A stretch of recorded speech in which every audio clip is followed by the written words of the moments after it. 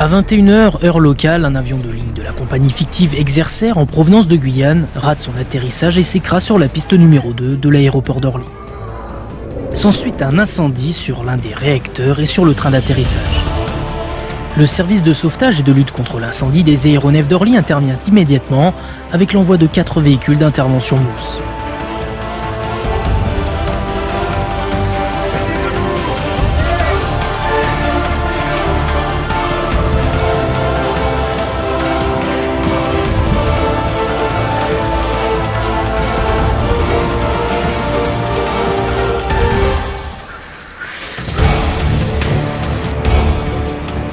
Je vous demande de confirmer mon message. Point de ralliement Zulu 2.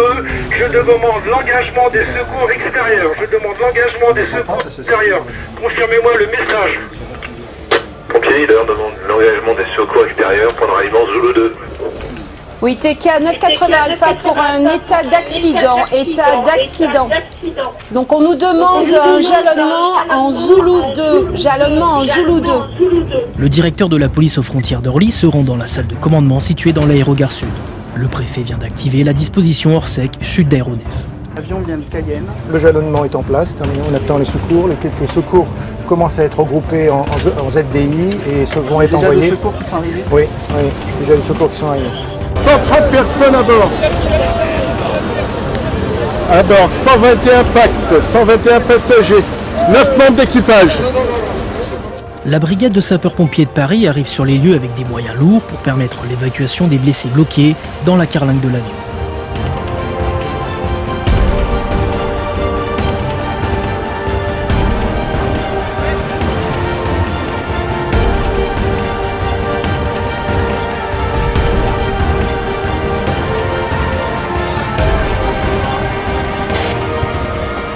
Les passagers valides et les blessés sont évacués de la zone de risque et sont regroupés pour permettre un meilleur comptage et une gestion appropriée en fonction de la gravité de leurs blessures.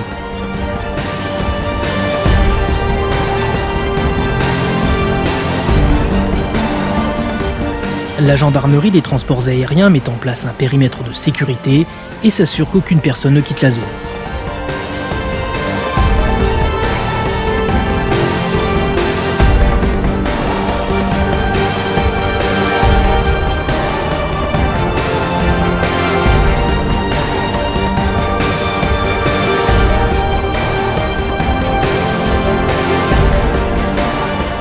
Policiers et gendarmes regroupent les premiers éléments de l'enquête judiciaire.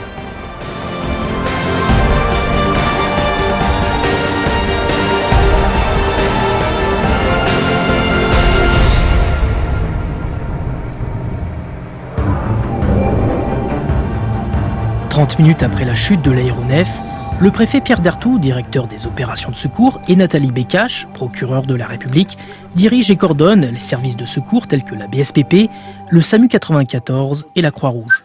Quel est le lieu exact, si on pouvait éventuellement visualiser sur la carte le lieu? Est-ce que vous avez des informations concernant les équipages, parmi l'état des équipages? L'ensemble des moyens de secours convergent vers la zone du crash. Principalement des brûlures, des personnes amputées, des gens avec des Glasgow qui sont a priori pour l'instant assez élevés.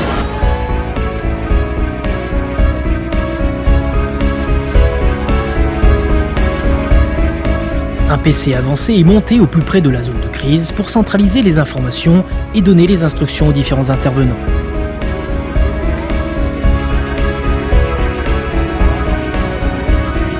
Le deuxième point, tout ce qui est urgence absolue, en revanche, en raison de leur pathologie, il va falloir qu'on les évacue rapidement.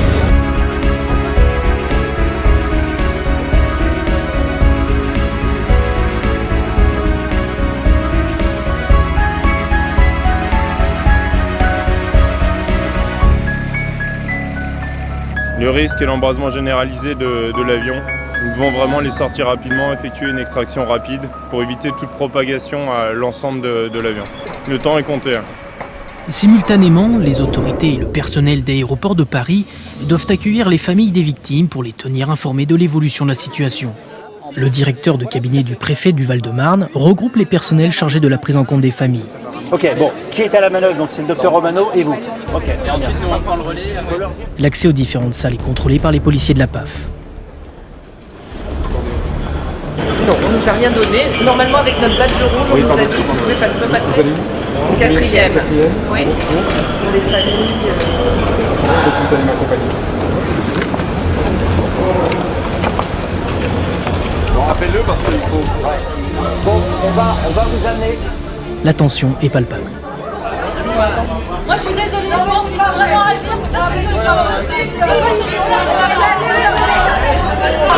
Ça va, c'est bon.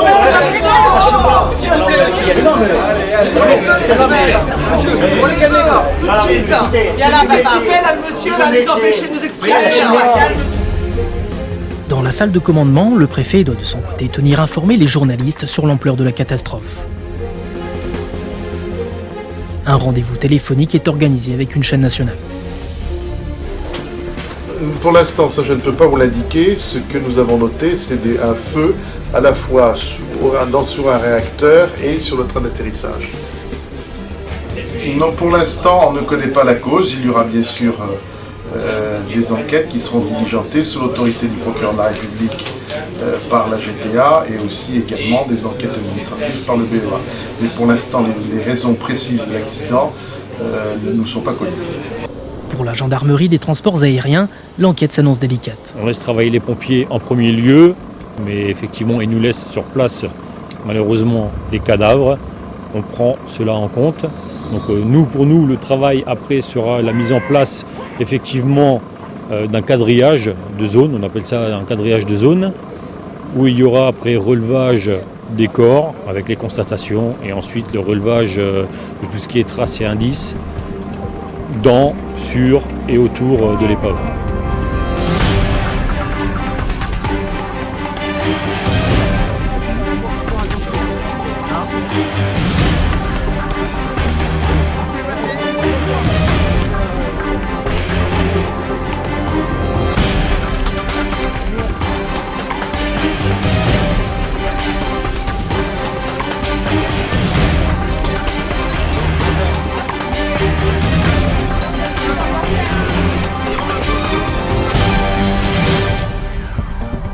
Sur le tarmac, les secours se sont organisés. Donc là, vous avez une tente de tri où les victimes sont déjà triées et classées en fonction du type d'urgence. Et une fois qu'elles ont été triées, elles sont dispatchées sur les 2 PMA, les postes médicaux avancés, un PMA pour les urgences absolues et un PMA pour les urgences relatives.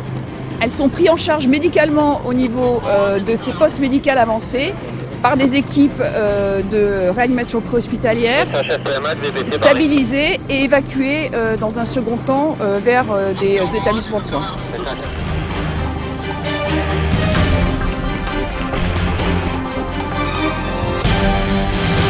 Alors, on a toutes sortes de moyens qui ont été mis en place en termes d'extinction, en termes d'éclairage, en termes d'extraction des victimes, y compris en termes de moyens de découpage de l'avion.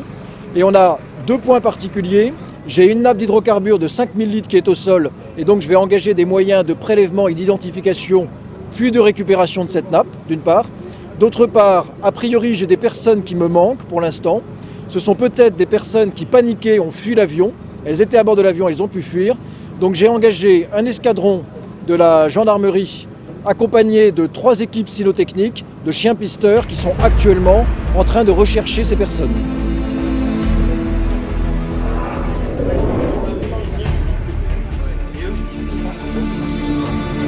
D'après la navigation aérienne, monsieur le préfet, on est vraiment sur un accident parce que le positionnement à l'atterrissage laisse à penser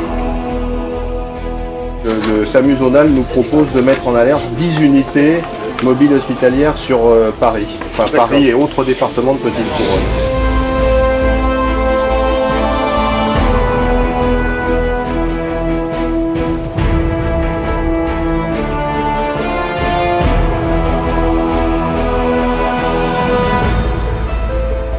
Nous avons à 23h15 un bilan provisoire de 26 personnes décédées, de 27 personnes en urgence absolue, dont 12 sont déjà sur des postes médicaux avancés et 9 sont encore au pied de la carlingue, 47 personnes en urgence relative et 30 personnes indemnes.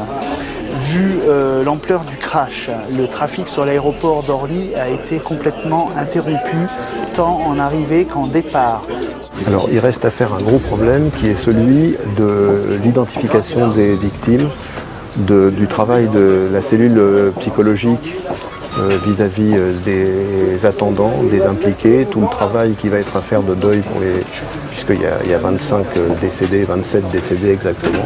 Il ne faut pas oublier qu'au niveau des pompiers de Paris, à la porte de Champéret, nous avons notre centre opérationnel qui, lui, est mis en œuvre pour coordonner l'ensemble de nos moyens et continuer d'assurer la couverture opérationnelle sur l'ensemble du secteur des pompiers de Paris, tout en déployant des moyens dédiés à cette opération.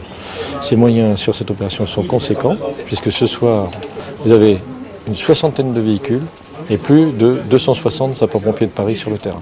Oui, c'est un exercice très important. C'est un exercice on a mis en place parce qu'on devait mettre à jour le plan chute aéronef de l'aéroport d'Orly. On a fait ce travail de mise à jour. On a mis à peu près 3 mois sous la forme de groupe de travail pour revisiter complètement le plan. Et ce soir, on teste en fait ce nouveau plan. On va vérifier en fait si ce nouveau plan qu'on a réalisé correspond à un optimum.